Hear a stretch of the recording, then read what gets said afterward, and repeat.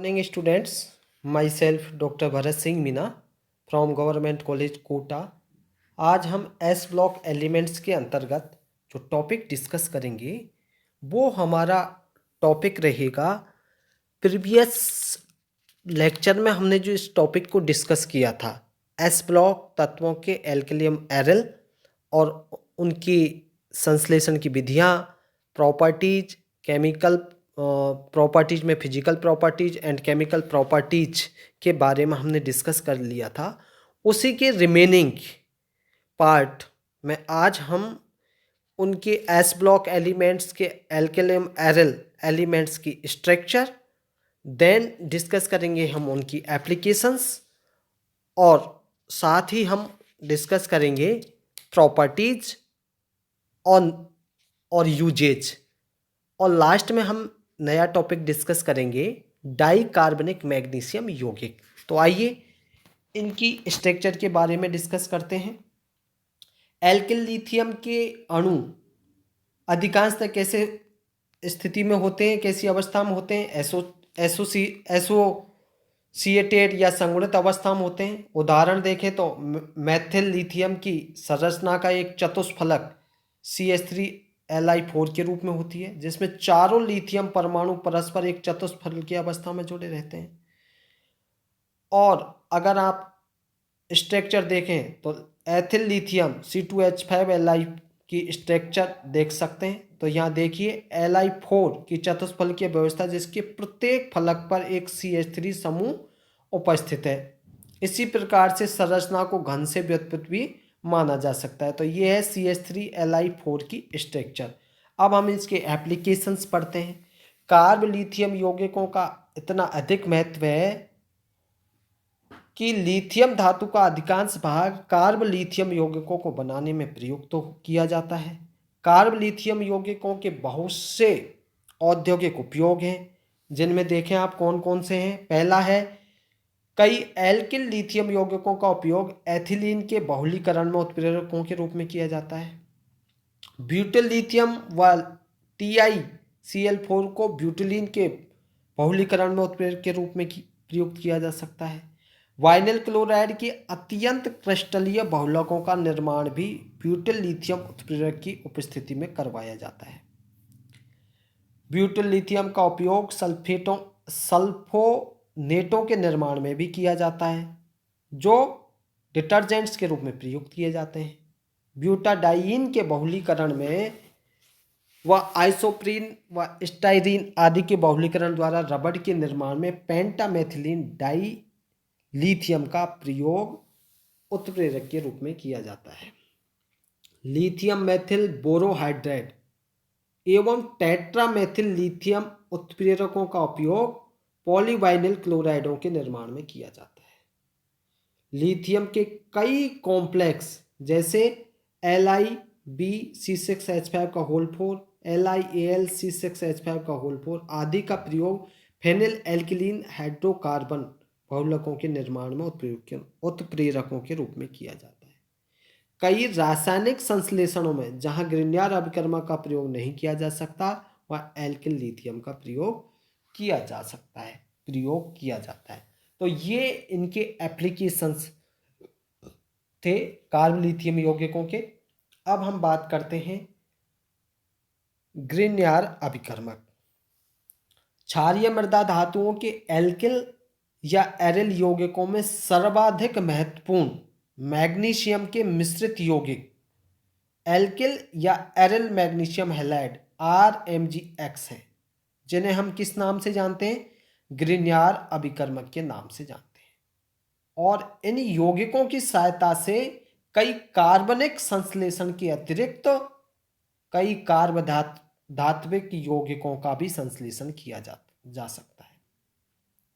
विभिन्न ग्रिग्नार्ड अभिकर्मकों का संश्लेषण करने के लिए शुष्क ईथर की उपस्थिति में मैग्नीशियम धातु की एल्किल हैलाइडों के साथ क्रिया करवाई जाती है। देखिए RX + Mg शुष्क ईथर, और ये बन गया RMgX ग्रिग्नार्ड अभिकर्मक। ये अभिक्रिया आयोडाइडों के साथ अर्थात कहें RI के साथ तीव्रतम होती है। RCl व RBr की क्रियाओं में अभिक्रिया प्रारंभ करने के लिए उत्प्रेरक के रूप में थोड़ी मात्रा में आयोडीन का प्रयोग किया जाता है। आयोडीन की RCl अथवा RBr के साथ क्रिया करने पर RI बनता है, जो तीव्रता के साथ मैग्नीशियम से क्रिया करके ग्रीनियर अभिकर्मक बना लेता है, जिससे क्या होता है, ऊर्जा मुक्त होती है और रिएक्शन चलती रहती है। कार्बोनिल यौगिकों के साथ क्रिया करके ये क्या बनाएंगे,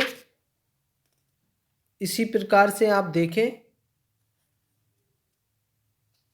यहां पर हम इसका जो प्रॉपर्टीज है उस प्रॉपर्टीज में हम पहला देखेंगे कि मैग्नीशियम के जो कार्ब धात्विक यौगिक हैं अत्यंत क्रियाशील होते हैं और ग्रीनियर अभिकर्मकों के संश्लेषण में शुष्क ईथर माध्यम लेने के कारण भी इनकी अत्यधिक क्रियाशीलता है, क्योंकि ये नमी व जल वाष्प से भी क्रिया करके जल अपघटित हो जाते हैं। अब ग्रीनियर अभिकर्मकों की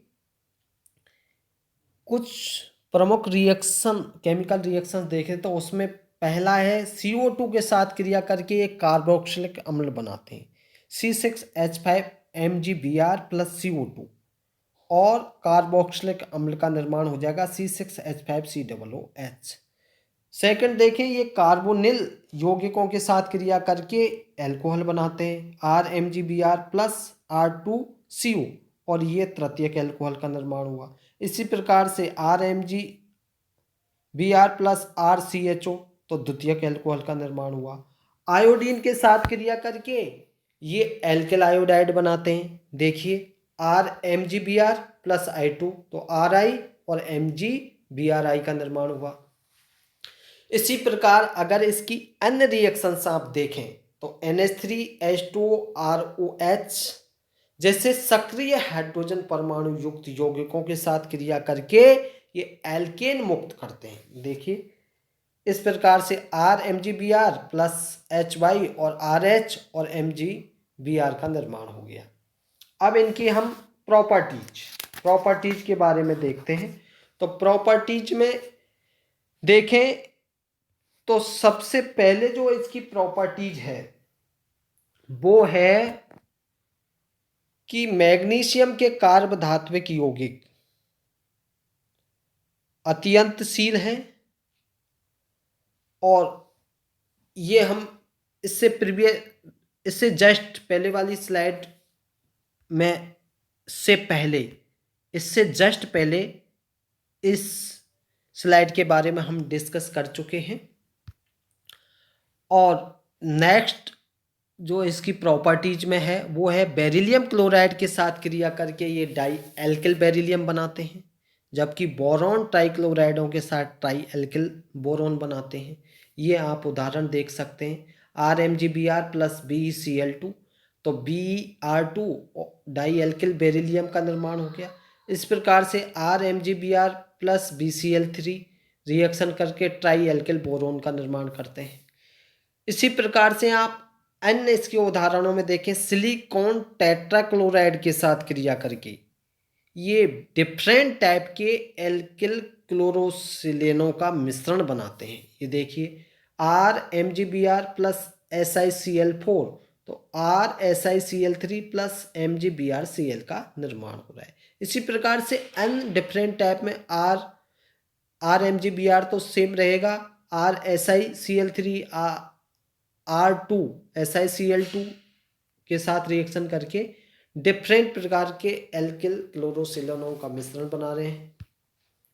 इन यौगिकों का जो उपयोग है उसकी बात करें तो इन यौगिकों का उपयोग सिलिकॉन के निर्माण में किया जा सकता है। ये एथिलीन डाई एमीन के टेट्रामेथिल व्युत्पन्नों के साथ यौगोत्पाद बनाते हैं। देखिए इस प्रकार से RMgX plus Me2N CH2CH2N Me2, और ये अडेक्ट यौगोत्पाद का निर्माण हुआ। इसी प्रकार से अगर क्रिस्टलीय ग्रीनियर अभिकर्मक की स्ट्रक्चर देखें तो आपको इस प्रकार से दिखाई देगी, ये Mg, ये Br, ये OE2, और ये इधर भी R और ये OE2 जुड़े हुए हैं। ग्रिग्नार्ड अभिकर्मक की संरचना काफी समय तक विवाद का विषय रही।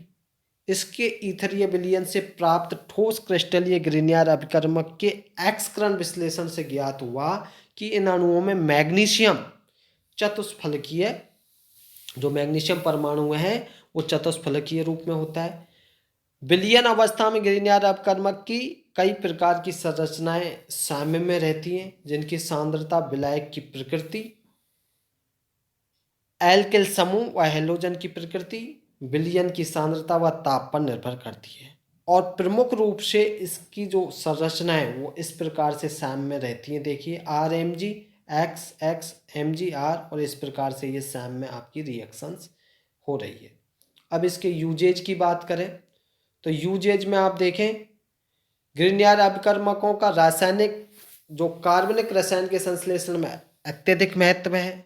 इसकी सहायता से विभिन्न प्रकार के एल्कोहल,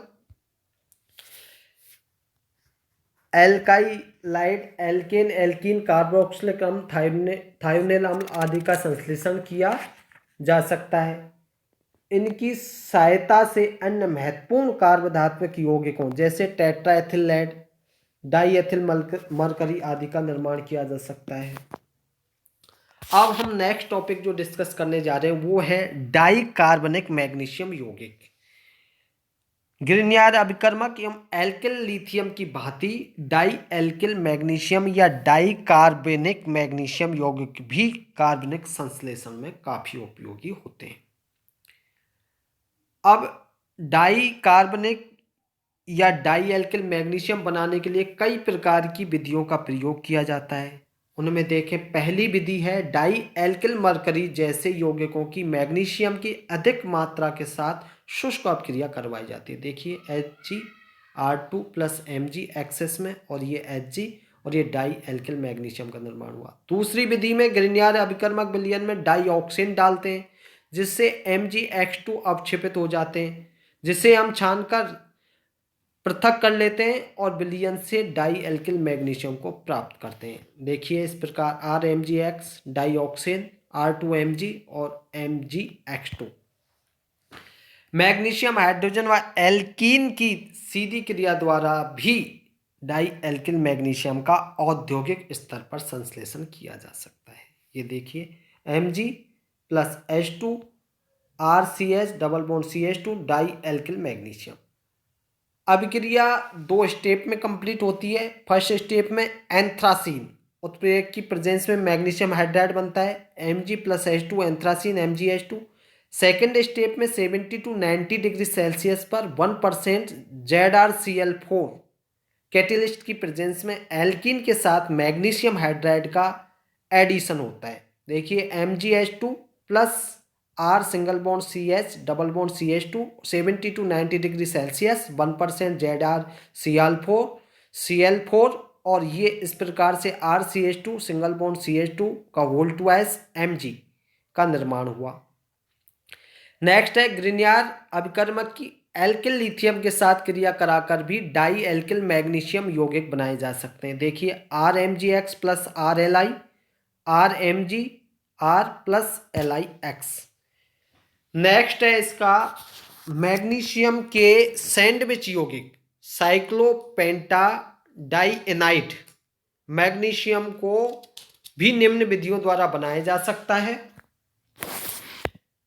गर्म मैग्नीशियम पर साइक्लोपेंटाडाइन वाष्प को प्रभावित करके, देखिए साइक्लोपेंटाडाइन की वाष्प है, मैग्नीशियम गर्म है, तो इस प्रकार से साइक्लोपेंटाडाइनाइड मैग्नीशियम का निर्माण हुआ। और पहले शुष्क ईथर की प्रेजेंस में एथिल मैग्नीशियम ब्रोमाइड और साइक्लोपेंटाडाइन की क्रिया द्वारा साइक्लोपेंटाडाइनाइड ग्रिग्नार्ड अभिकर्मक बना लेते हैं। फिर इस ग्रिग्नार्ड अभिकर्मक का क्या करते हैं, तापीय अपघटन करवाते हैं। देखिए C5H6 C2H5MgBr ड्राई ईथर और C5H5MgBr का निर्माण हुआ प्लस C2H6 का निर्माण हुआ। अब इसको हम करते हैं तापीय अपघटन। तापीय अपघटन करने पर क्या बनेगा, C5H5 का होल ट्वाइस Mg + MgBr। अब हम बात करते हैं इसके प्रॉपर्टीज की। तो डाई एल्किल मैग्नीशियम बहुलकीय ठोस पदार्थ होते हैं जो कार्बनिक विलायकों में घुलनशील होते हैं।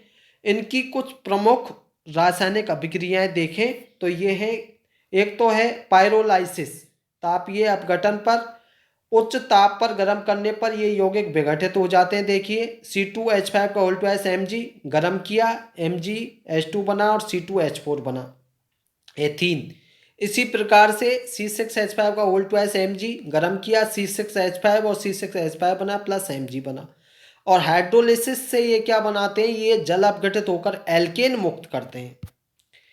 एल्कोहलीय अपघटन से ये यौगिक एल्कोहलों के साथ भी अपघटित होकर एल्केन बनाते हैं। ये यौगिक हाइड्रोजन पेरोक्साइड के साथ ऑक्सीकृत होकर भी एल्केन मुक्त करते हैं। डाइएमिनों के साथ क्रिया करके ये कीलेट यौगिक बनाते हैं। अब बात करते हैं हम इसकी स्ट्रक्चर की। तो स्ट्रक्चर में है डाई एल्किल मैग्नीशियम Me2Mg या कहें E2Mg की संरचना रेखीय बहुलकीय लाइनर पॉलीमेरिक होती है, जिसमें 3 कार्बन और 2 इलेक्ट्रॉन प्रकार के सेतु बंध होते हैं। एक समान सहसंयोजक बंध में 2 परमाणु परस्पर 2 इलेक्ट्रॉनों द्वारा बंधे रहते हैं। अर्थात हम कहें कि एक समान सहसंयोजक बंध 2 कार्बन 2 इलेक्ट्रॉन प्रकार का होता है।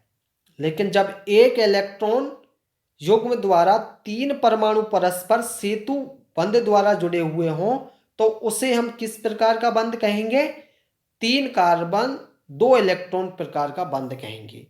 डाइमेथिल मैग्नीशियम की स्ट्रक्चर को अगर आप देखें तो इस प्रकार से आपको दिखाई देगी, Mg CH3 और ये 2 MgO से जुड़ गए। इसी प्रकार से नेक्स्ट CH3 और CH3। साइक्लोपेंटाडाइईन मैग्नीशियम की संरचना किसके समान होती है, फेरोसिन के समान होती है।